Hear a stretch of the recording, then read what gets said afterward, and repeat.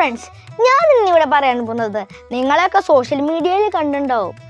India വിജയകരമായി ഇന്ത്യയുടെ 100ാമത്തെ space craft launch ചെയ്തു. 6, 5, 4, 3, 2, 1, 0. Stages are ignited.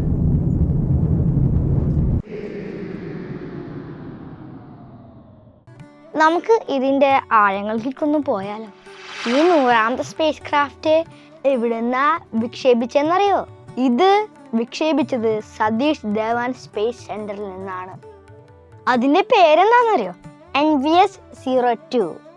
ഈ സ്പേസ് ക്രാഫ്റ്റ് നമ്മുടെ ഭ്രമണപഥത്തിലേക്ക് നമ്മൾ എത്തിപ്പിച്ചത്. 2ാം നമ്പർ ലോഞ്ച് പാഡിൽ നിന്ന് കുതിച്ചുയർന്ന GSLV F-15 റോക്കറ്റിന്റെ 2ാം തലമുറയിൽപ്പെട്ട ഉപഗ്രഹമായ NVS-2 നമുക്ക് വിജയകരമായി തന്നെ നമുക്ക് അവിടെ എത്തിപ്പിക്കാൻ കഴിഞ്ഞു. ഇന്ത്യയുടെ സ്വന്തം നാവിഗേഷൻ ടെക്നോളജിയായ നാവിക് ജനറേഷന്റെ ഭാഗമാണ് NVS-02 സാറ്റലൈറ്റ്. മലയാളിയായ തോമസ് കുര്യനാണ് ഈ ഒരു മിഷന്റെ ഡയറക്ടർ. അതുകൊണ്ട് നമുക്ക് അഭിമാനിക്കാം. 1979 നമ്മുടെ ശ്രീഹരിക്കോട്ടയിൽ നിന്ന് ISRO ആദ്യമായിട്ടുള്ള സ്പേസ് ക്രാഫ്റ്റ് അയക്കുന്നത്. ഇത് വെട്ടുമെന്ന് പറഞ്ഞാലും അതൊരു പരാജയമായിരുന്നു. നമ്മുടെ വലിയൊരു സ്വപ്നമെന്ന് പറഞ്ഞാലും 317 സെക്കൻഡിൽ അത് ബംഗാൾ ഉൾക്കടലിൽ മുങ്ങിത്തളർന്നു.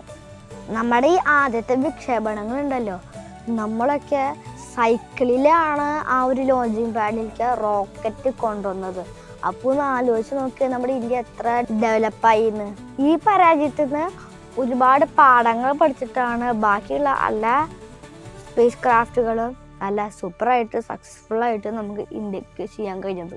SLV-3 4 പിന്നെ ISLV-കളും 62 PSLV-കളും 17 GSLV-കളും നമ്മൾ വിക്ഷേപിച്ചിട്ടുണ്ട്. ഇന്നത്തെ അടക്കട്ടോ 7 LVM-3 വിക്ഷേപണങ്ങളും 3 SSLV വിക്ഷേപണങ്ങളും ഓരോ RVL-Xഉം ടെസ്റ്റ് വെഹിക്കിൾസും പാഡ് വിക്ഷേപണങ്ങളും ശ്രീഹരിക്കോട്ട വിക്ഷേപിച്ചിട്ട് നമ്മളെ വിജയഗാഥ ഇപ്പം തുടങ്ങിക്കൊണ്ടിരിക്കുകയാണ്.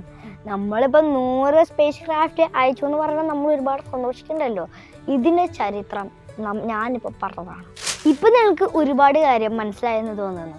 ഇനി അടുത്ത സയൻസ് ഫിക്ഷൻ വീഡിയോയിൽ നമുക്ക് വീണ്ടും കാണാം. Okay, bye bye.